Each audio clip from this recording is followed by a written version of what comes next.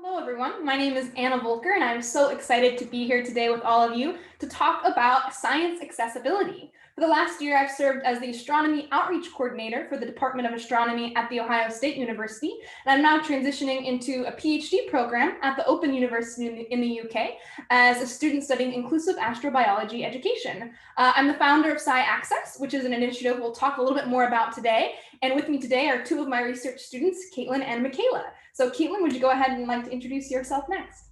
Absolutely. So thank you so much, Anna. Like Anna said, my name is Caitlin O'Brien. I use she, her pronouns, and I'm a second year at Ohio State University as an undergrad studying astronomy, astrophysics, and physics. I've been working with Anna since March of last year and have collaborated with them on several outreach projects, including SciAccess, the Making Space for All webinars, and the Zenith Mentorship Program, which we're all going to talk about today. I'm also the president of Ohio State's Astronomical Society and a planetarium presenter at the Arnie Schlotterbeck Planetarium. I am a white female with glasses and mid-length brown hair. I am wearing a silver sweater dress, and my virtual background has our Astro Society logo from OSU. I'm very excited to be here. Awesome. Thank you so much, Caitlin. And next up is Michaela. Thank you, Anna. My name is Michaela Deming. My pronouns are she, her, and I am a fifth-year undergraduate at Ohio State studying astronomy and astrophysics. I've been working with Anna on accessible astronomy outreach since last May, and I am now the president of the SciAccess Zenith Mentorship Program. I am a white female with shoulder-length brown hair and glasses, and I am wearing a dark purple shirt and a gray blazer. Thank you so much for having us here today.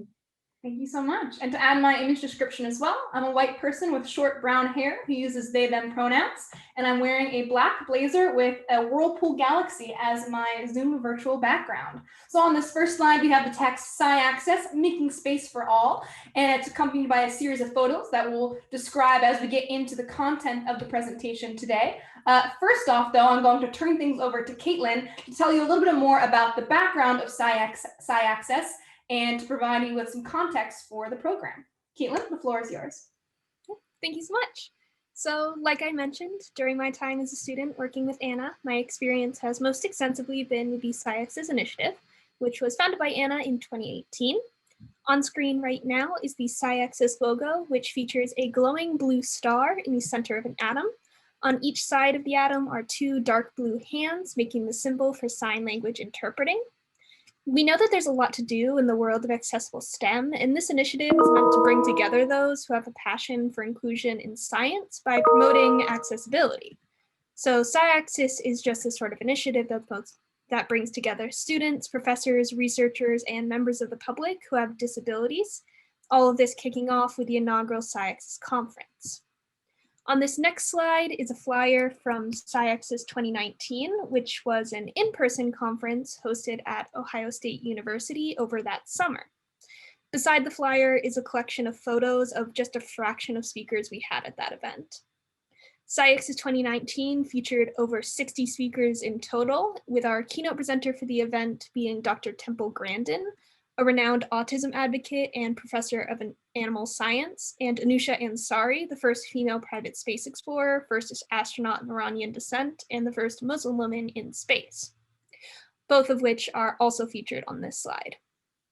Then this year, leading up to SciAccess 2020, we decided to take advantage of the widespread transition to online learning by hosting the Making Space for All webinars, which highlighted speakers from diverse backgrounds on varying topics in astronomy. On this slide, we have the Making Space for All logo, along with 13 images of our speakers we featured as part of the program. This all began in early April, and each of our webinars had live cart captioning and an ASL interpreter on screen, with the focus of introducing astronomy to as wide an audience as possible, with featuring diverse speakers so that underrepresented students and members of the public could learn from accomplished scientists that look like them, when too often this isn't the case in the greater STEM community. Like I mentioned, this led up to SciAccess 2020, which was hosted virtually on June 29th, 2020. The event featured speakers returning from SciAccess 2019 to give updates on their work, as well as many new speakers we introduced to the community. SciAccess 2020 culminated with a keynote presentation from Dr. So-Yen Yi, who is shown at the top of this slide along with Anna and our ASL interpreter during the event. Soyeon gave a keynote presentation on her experience as the first and only South Korean astronaut. On this next slide, we have a map of the world with countries in blue highlighting countries we had participants from. In total, we had over 1,000 registrants for SciAxis 2020 and 555 participants on the day of the conference who called in from 46 different nations and all 7 continents, including several neutrino scientists in Antarctica. This allowed a wide range of individuals to participate in a diverse discussion of not only scientific topics, but also how those topics can be made more accessible. If you're interested in getting involved in any of this, there are several ways that you can do that. If you're interested in a high-level involvement, you can join the SciAxis Working Group, which is a collective of professionals who meet virtually once a month to discuss the latest in accessible STEM. On this slide is a screenshot from the SciAxis website, which features the SciAxis logo and a rendering of the sun in various wavelengths. This group is open to those working in astronomy and other sciences, as well as disability and accessibility backgrounds. If you're all interested in a more casual level of involvement, you can also get involved in our SciAxis community group on Facebook, which shares news about accessibility in science, as well as updates about SciAxis.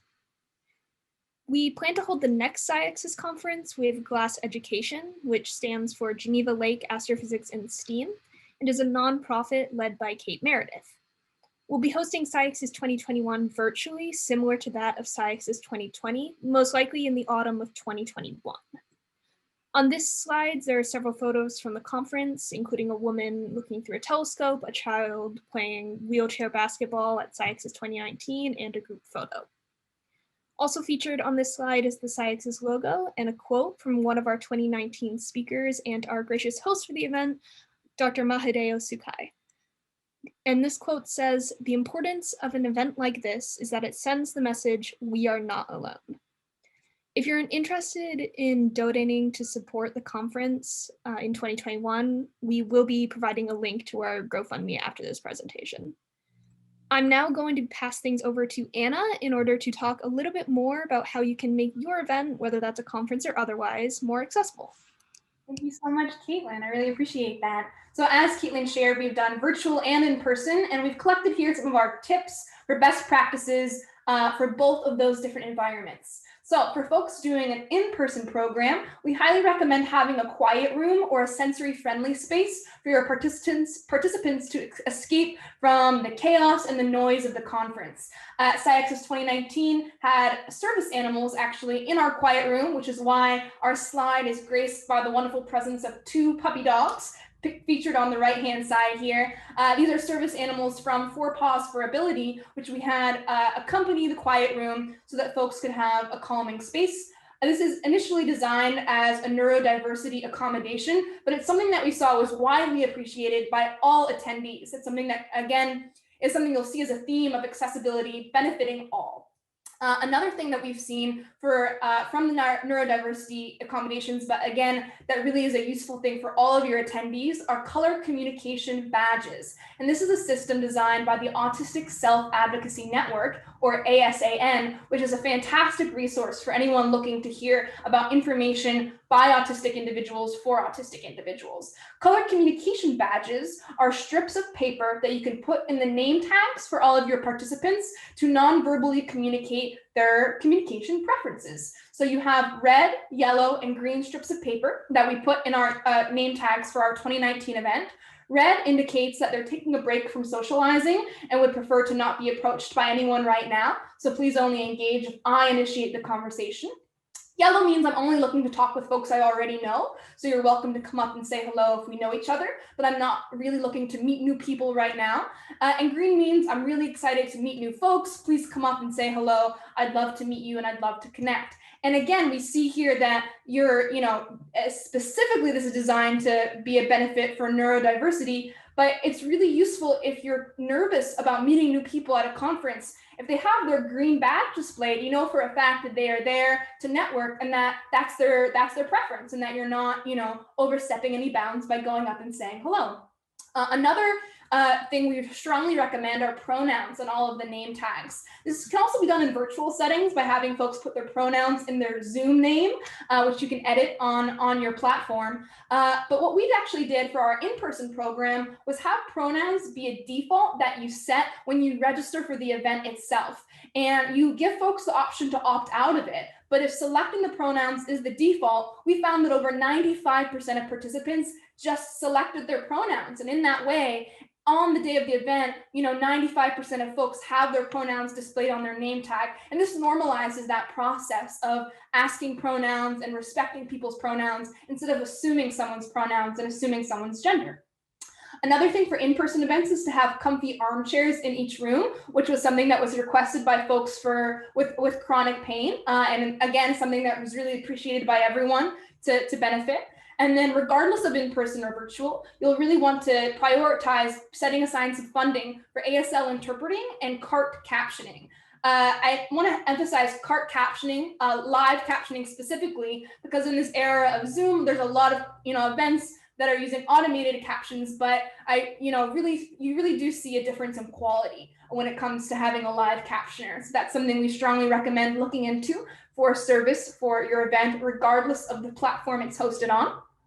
And then Braille and large print materials. That's something that you can have your attendees select when they're registering, so you know how many you need to prepare in those materials. And then for an in-person program, we like to create tactile maps of the building. So for 2019, we had a thermoform map where folks come to the info desk and feel this tactile raised map that gave you a full picture of the conference venue. We also had BLV, or blind and low vision guide volunteers. So these are sighted individuals who have been trained to help any BLV attendees find locations within the venue. So at any time, someone could come up and ask for a guide volunteer to help find a specific place in the conference venue. And something that you'll see today and throughout this whole conference are slide descriptions. So as Caitlin modeled for us, describing what is on your slide so that folks who are not seeing the slides are not left out of the conversation. And what I always tell my speakers when we're doing a Zoom call is to pretend your slide share is broken. Pretend your screen share isn't working. What do you need to say out loud to make sure that even though the screen share is broken, everyone understands the visual content and everyone's on the same page? So that helps put that into perspective sometimes for people.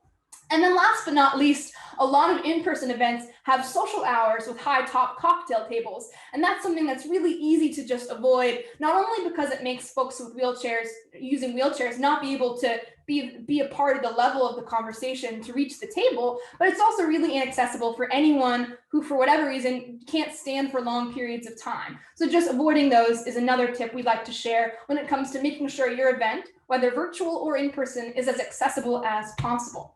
Now, switching gears a little bit, I'd like to turn things over to Michaela, who's going to tell you a little bit more about the SciAccess mentorship efforts and how you can get involved. Michaela, the floor is yours. Thank you, Anna. Following the success of SciAccess 2020, we organized a new completely virtual mentorship program for blind and low vision, or BLV, students interested in astronomy. The SciAccess Zenith Mentorship Program, in partnership with Ohio State and the Ohio State School for the Blind, involves BLV students in astronomy by pairing them with Ohio State undergraduate and graduate students studying space science. Our mentors come from departments working in space science across Ohio State, giving us a mentor pool with a diverse mix of backgrounds, years of study, and focus areas. Our students come from all over the world, from as close as our home city of Columbus to as far away as Australia. During the program, the students and mentors attend weekly group meetings to learn about space science and discuss our ongoing projects. Each student mentor pair also meets weekly to discuss everything from astronomy to computers to college advice. One resource we use to engage our students are 3D models of astronomical objects created by our partners at C3D, a nonprofit organization that prints and distributes 3D printed models for BLV people. This slide shows several examples of the models used in our program. On the top left, there is an image of a semi-sphere dome created by the team of Amelia Ortiz-Gill, with raised lines and dots forming the shapes of constellations and other objects in the night sky. We use these domes as part of an accessible virtual planetarium show for the students. In the top right, we have a model of the Whirlpool Galaxy, a flat square with a raised image of the galaxy printed on it, where the height of the image correlates with brightness. This model was designed by the Tactile Universe Project and Dr. Nick Bond, a vision impaired astronomer working in the United Kingdom. In the bottom left, there's an image of a black hole 3D print, a flat square with a mountain-like raised portion in the center, where the height of the image correlates with brightness. This model is based off the first photo ever taken of a black hole, which is shown in the bottom right as a ring of orange light on a black background. Another resource we use to make astronomy accessible is data sonification, which turns data into sound that can be analyzed through hearing. Zenith's hallmark activity involves our students in Transient Zoo, a citizen science project that uses sonified data to identify supernovae light curves. Instead of looking at graphs, our students listen to audio from Transient Zoo and identify which kind of supernova each dataset is from. The sound's pitch is related to the brightness of the light coming from the supernova, so higher pitches indicate brighter light and lower pitches indicate dimmer light. Transient Zoo includes examples for both core collapse and type 1a supernovae. An image of Cassiopeia A, a core collapse supernova, is shown on the right corner of the slide as a round cloud of blue, pink, and yellow material. Core collapse supernovae happen when a star runs out of fuel and its gravity causes the star's material to collapse inward before exploding violently outward.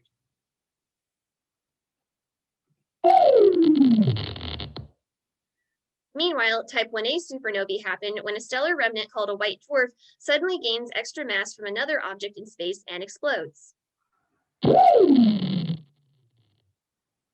Students and their mentors also attend astronomy lectures from Ohio State professors, postdocs, and grad students, as well as astronomers outside Ohio State. An example of one of these talks is in the bottom left corner, which shows a photo of a talk by Locke Patton, a Harvard graduate student who works with Transient Zoo and has been assisting Zenith. If you're interested in being a guest speaker for our spring semester program, please reach out to us. We are always looking for new experts to share their knowledge with our students. This spring, we may have the chance to participate in a NASA in-flight education downlink with the International Space Station that would allow our students to participate in a live call with astronauts to ask questions about astronomy and life in space.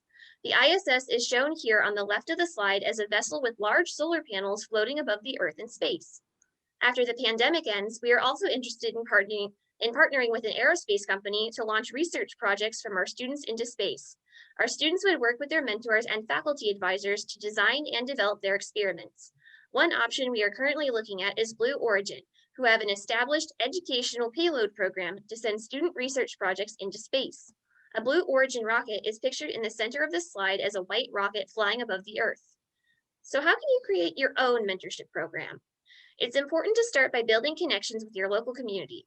You can begin by reaching out to schools serving BLV students in your own area to ask if they are interested in a partnership. By connecting with your local schools, you and your organization combine your expertise in space science with the expertise of your partners in accessibility and the needs of their students. Together, you can create something greater than either of you could separately. As a next step, you can recruit mentors from within your own organization. Mentors can be drawn from your organization's interns or be open to any interested employee.